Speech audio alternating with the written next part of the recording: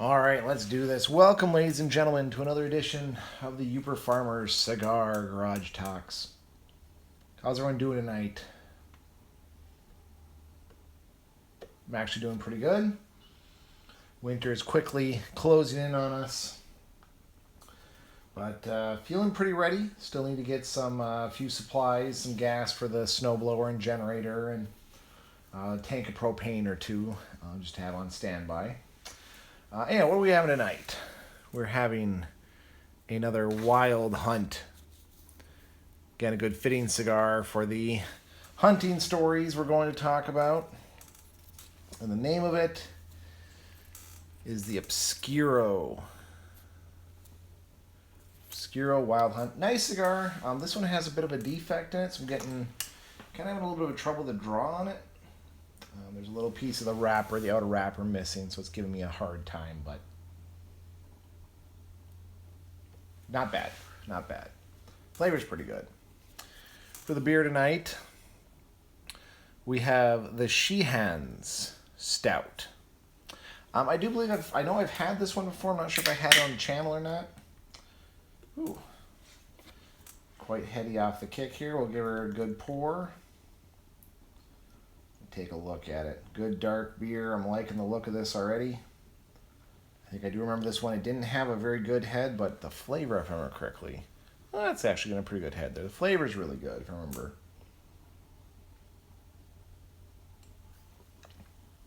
Ooh, that's a good one. A little bit on the bitter side, but not too bad.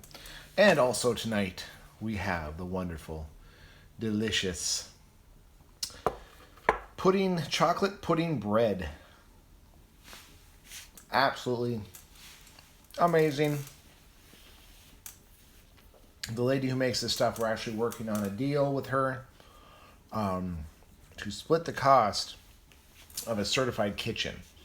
We do some homesteading jams and jellies and whatnot, and as part of that, we're looking into moving into a certified kitchen to make it a lot easier to sell stuff online and stores and other places like that. So she was kind enough. I told her how much I was talking up her mini loaves because they're absolutely delicious. So she graced me with a full-size loaf, actually, a big loaf pan. Oh, the fly flying around. Sorry about the sawdust everywhere. This is a project-heavy weekend. I think I even bumped my table because this thing is looking... Sorry for the vertigo warning there. My table's all out of whack. Had a bunch of projects this week, so there's sawdust everywhere. The table got bumped. We're doing good, though. I got to reorganize my garage a little bit. Anyway, I'm getting off on a tangent. I'm good at those. Let's talk about tonight's continuation of the hunting stories. Let's talk about going out hunting and EMS calls. So for tonight, it's kind of funny actually. I've been planning to do this story next. I was cleaning out my office, and I actually found one of the redacted run reports. When I was young and dumb as a medic, I used to save code run sheets that take the user's name off and whatnot, just to kind of recall and look back on them. I kind of got a good chuckle looking at this one.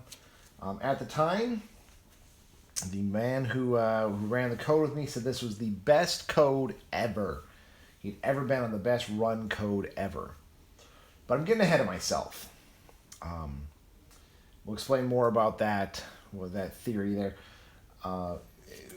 So what happened was we got paged out to a hunter found down, suspected not breathing. And I believe it actually started as a missing hunter. And law enforcement found him down, called EMS. So we go hauling out there. Lights and sirens, lighting it up. We then have to take a snowmobile out to the deer blind. Yeah, very nice deer blind. Very nice deer blind. Nice setup that he's got going. Get out there. Looks like the guy is down. Okay. So, officer says he's pretty sure he's DOA. He's probably been down. He estimates that since he had his coat on, And the place was heated. He estimates that the guy got there, turned on the heater, had a heart attack, and died. Okay. Hadn't been heard from in 3 or 4 hours. I think he went out at 6. It was close to 6 hours. It was 6 o'clock he went out, and then he didn't show up for lunch. So give or take, probably down for 6 hours. All right. We go, and the first thing I do is kind of grab his extremities, and the first one I grab is his leg, and it's locked up. Rigor mortis, so I felt as first as being rigor. Okay, no big deal yet. Probably dead. But I go test out the other extremities, and they're very flexible. Odd. So my partner's sitting here, and he's like, well, let's hook up the monitor. He's just going through medic school. I said, hook up the monitor, see what we got. We had to confirm asystole in all 3 leads. So he hooks up the monitor, and he's like, whew, guy's toasty. Like, what do you mean the guy is toasty? Mind you, this is the middle of hunting season. Cold weather, sub-zero weather outside.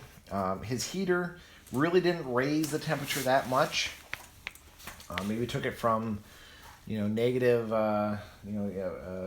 30 degrees or 30 degrees up to maybe 40, 45, maybe 50. So I stick my hand in to put one of the pads, and sure enough, he is warm. And, well, that's odd. We look at the monitor, and we both look in kind of shock. There is ventricular fibrillation. Now, tell you how old this story is, that we didn't start with CPR. Back in those days, if you had a shockable rhythm, the first thing you did was shock it. Now we know you cycle the blood a little bit first. So I go,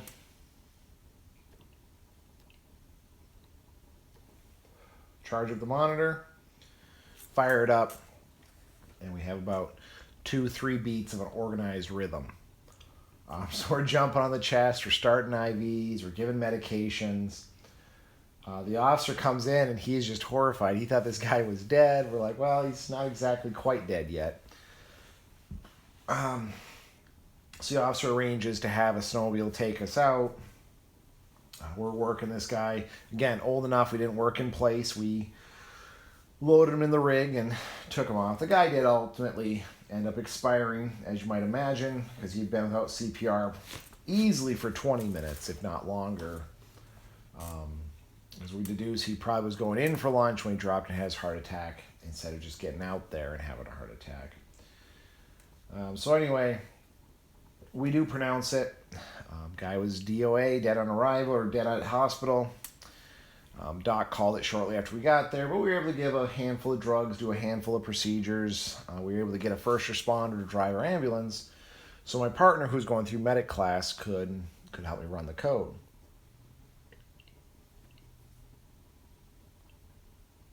So we're sitting there, we're doing the report and whatnot. And my partner comes up with me, and he's been in the medic program. He's just about to graduate. He said, that was one of the best codes I've ever been on. I was like, oh, good. I'm glad you enjoyed it. Didn't think much of it. We got back to the station. My wife actually was there to meet me. And we had lunch and stuff and whatnot. She was meeting me for lunch. And like, well, how you boys doing? And my partner says, oh, we just had the best code ever. It was the best code ever. And I was like, oh my God, so you saved one? Honey, great job. She's giving me a hug. And my partner's like, no, he dead. He very dead. He was probably dead by the time we got out there, but that was the smoothest running code. And he asked me what was my secret. I'm probably going to do a whole video on this one. But my secret is there's, us medics will be like, well, every code messes up. I remember saying that during my paramedic internship. Every code is just a clusterfuck. It wasn't until my medic mentor said, what's the one thing that's always constant with every code you've ever been on? I said, I don't know, what is it? You've been on it. Slap in the face there. Changed my ways when running codes, but that's a story for another time. So anyway, by today's standards, we probably would have just called it. We've done CPR for about 20 minutes on scene, not really got any return of circulation.